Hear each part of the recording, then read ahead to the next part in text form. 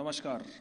उत्तर प्रदेश में चुनाव की घोषणा के बाद उत्तर प्रदेश में सियासी पारा चढ़ता जा रहा है। आज हमारे साथ हैं लोकतांत्रिक युवा शक्ति के पार्टी के राष्ट्रीय अध्यक्ष राजकुमार वाजपेयी जी। राजकुमार वाजपेयी जी, आपका स्वागत है। धन्यवाद। साधना न्यूज़ को हमारी तरफ से बहुत बहुत धन्यवाद। राजकुमार वाजपेयी जी, मैं आपसे जानना चाह रहा था कि कल जो घटनाक्रम हुआ है उत्तर प्रदेश की राजनीति में, स्वामी प्रसाद मौर्य जो भाजपा को छोड़कर मंत्री पद से इस्तीफा भी दिया है, तो इस पर क्या? इस पर सिर्फ इतना ही कहेंगे कि जैसी करनी वैसी भरनी, यह तो होना ही था। जब भारतीय जनता पार्टी अपने यहाँ एक दल बदल कमेटी बना करके उसका चेयरमैन बना करके आदरणीय लक्ष्मीकांत वाजपेयी जी, दयाशंकर सिंह जी को बैठा रखिए कि दूसरे दल के लोगों को तोड़ के लाइए और अपने पार्टी में शामिल कराइए, तो अवसरवादी लोगों को आप ले आएंगे, उनका अवसर सिद्ध होगा, वो दूसरी जगह चले जाएंगे। अब जो गलती भाजपा कर रही थी वही गलती अखिलेश जी कर रहे हैं। ऐसे अवसरवादियों को ले रहे हैं, अपने पार्टी के मूल कार्यकर्ताओं को वंचित रखेंगे, उन पदों से अच्छे अच्छे पद इन अवसरवादियों को दे देंगे। इसके बाद में उनके साथ भी यही होना है जो इनके साथ हुआ। यही मेरा कहना है इस पे। उत्तर प्रदेश में अभी जो चुनाव हो रहे हैं, समाजवादी पार्टी के भी कुछ लोग भाजपा में जा रहे हैं और भाजपा के भी कुछ लोग समाजवादी पार्टी में जा रहे हैं नेता, तो कहीं ना कहीं आपको ये नहीं लगता कि ये अवसरवादी है? बिल्कुल, ये अवसरवाद है और इस अवसरवाद की शुरुआत 2014 में भारतीय जनता पार्टी ने कर ली थी और उन्होंने तमाम दूसरे दलों के विपक्ष के नेताओं को अपने यहाँ ला ला करके शामिल कराया। 5 साल 7 साल उन लोगों ने अच्छे अच्छे पदों पर रहे, उसका उपभोग किया। उसके बाद में अब अवसर आया है, दूसरी दिशा में चले गए। एक्चुअल में है क्या कि लोग लहरों के साथ बहना चाहते हैं। जो वास्तव में कार्यकर्ता है, वास्तव में जो अपनी पार्टी के प्रति निष्ठावान कार्यकर्ता है, वो लहर के साथ नहीं बहता, वो विपरीत परिस्थिति में भी पार्टी के साथ खड़ा रहता है। लेकिन ये लोग अवसरवादी लोग हैं, लोग लहरों के साथ चलने वाले लोग हैं। इनका कोई सामाजिक चिंतन नहीं है। इनको अवसरवाद के द्वारा ही सब कुछ हासिल हुआ है। बसपा में थे, सपा में आए, भाजपा में आए, दोबारा सपा में चले गए, कल को ये फिर भाजपा में जा सकते हैं। इनकी क्या कोई गारंटी थोड़े ना है। समाजवादी पार्टी और भाजपा दोनों ही दावा कर रहे हैं सरकार बनाने का। वो भी बोल रहे हैं 300 से ऊपर आएंगे समाजवादी पार्टी, भाजपा भी बोल रही है। तो क्या फिर कौन इसके अलावा?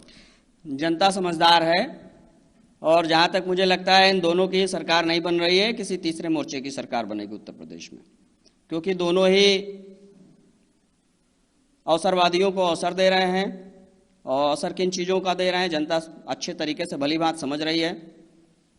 कानून व्यवस्था से लेकर के स्वास्थ्य, चिकित्सा, शिक्षा, हर मुद्दे पे सरकार फेल है। अब ऐसी परिस्थिति में 5 साल पहले का कार्यकाल समाजवादी पार्टी का भी देख रखा है जनता ने, उसके पहले बसपा का कार्यकाल भी जनता ने देख रखा है, इनका भी 5 साल से देख रही है। अभी जनता के ऊपर है। जनता, मुझे तो लगता है कि जनता लोकतांत्रिक युवा शक्ति पार्टी को ही समर्थन कर रही है और हम सभी 403 सीटों पर अपना चुनाव लड़ा रहे हैं और हमारे प्रत्याशियों को बहुत अच्छा जन समर्थन मिल रहा है। लोकतांत्रिक युवा शक्ति जो पार्टी है, जो 403 विधानसभा सीटों पर चुनाव लड़ने जा रही है, किन मुद्दों को लेकर अब जनता के बीच में जा रहे हैं? हम जनता के बीच में मुफ्त चिकित्सा, मुफ्त शिक्षा, जातिगत आरक्षण के बंधन से देश को मुक्त कराना, देश के प्रत्येक नागरिक का, गरीब का, मजदूर का, शोषित का, वंचित का ये अधिकार है कि उसको आरक्षण का लाभ मिले। लेकिन वर्तमान में जो आरक्षण प्रणाली है वह सिर्फ धनवान लोगों का ही उसका लाभ दे पा रही है, गरीबों को उसका लाभ नहीं मिलता है। हम लोग चाहते हैं कि आरक्षण का लाभ जातिगत न रह करके आर्थिक आधार पे हो और आर्थिक आधार पे आरक्षण का लाभ जनता को मिले। दूसरा क्या है कि हम लोग चिकित्सा के क्षेत्र में चाहते हैं कि बिल्कुल निःशुल्क चिकित्सा की व्यवस्था जनता को उपलब्ध हो। निःशुल्क चिकित्सा का मतलब 100%, 100% निःशुल्क चिकित्सा। इलाज के नाम पे, दवाइयों के नाम पे, जांच के नाम पे, ऑपरेशन के नाम पे, किसी भी नाम पे किसी भी प्रकार का कोई शोषण न किया जाए। चाहे वो प्राइवेट हॉस्पिटल्स हों और चाहे सरकारी हॉस्पिटल्स हों, दोनों जगह मुफ्त इलाज उनको मिले।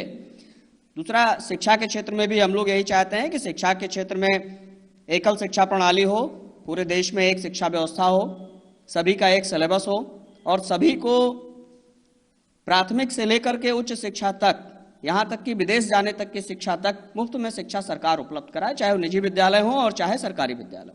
ये हमारा मुख्य एजेंडा है, हम इसी पे काम कर रहे हैं। सामाजिक समरसता के लिए हम काम कर रहे हैं, हिंदू मुस्लिम सिख ईसाई भाईचारा के लिए हम काम कर रहे हैं, जातीय व्यवस्था समाप्त हो, हम लोग इसके लिए काम कर रहे हैं। सभी भारतीय हो, सभी भारत के समान नागरिक हैं और सभी को समान अधिकार मिलने चाहिए। हमारा एक और सवाल है, चुनाव आयोग डिजिटल चुनाव कराने जा रहा है, वर्चुअल रैली करने का बोल रहा है पार्टियों से। अब भाजपा का आईटी सेल काफी मजबूत है, सपा का भी मजबूत है, आप किस दृष्टि से देखते हैं? बिल्कुल सही सवाल है आपका। और चुनाव आयोग की जो प्रेस कॉन्फ्रेंस थी वो तो एक हिसाब से लग रही थी कि सरकार की प्रेस कॉन्फ्रेंस है। सरकार ने अपनी पूरी तैयारियां कर ली थी, उसके बाद में प्रेस कॉन्फ्रेंस करा दी गई। और जो छोटे छोटे दल हैं जिनकी रीच नहीं है जनता के बीच में, जो काफ़ी सुदूर क्षेत्र में नहीं पहुंच सकते हैं, उनको सबसे बड़ा नुकसान हुआ है।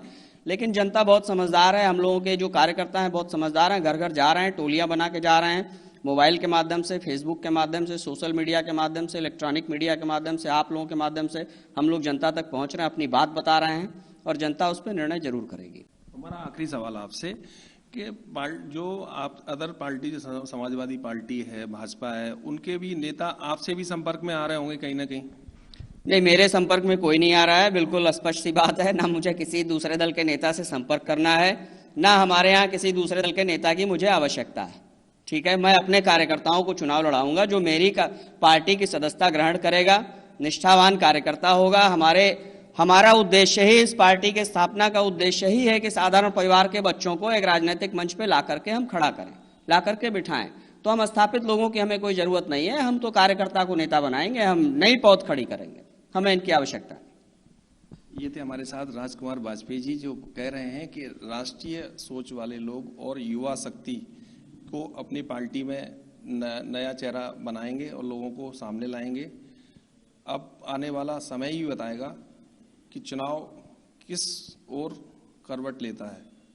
कैमरामैन जफर के साथ गिरीश भटेले, साधना न्यूज़, लखनऊ।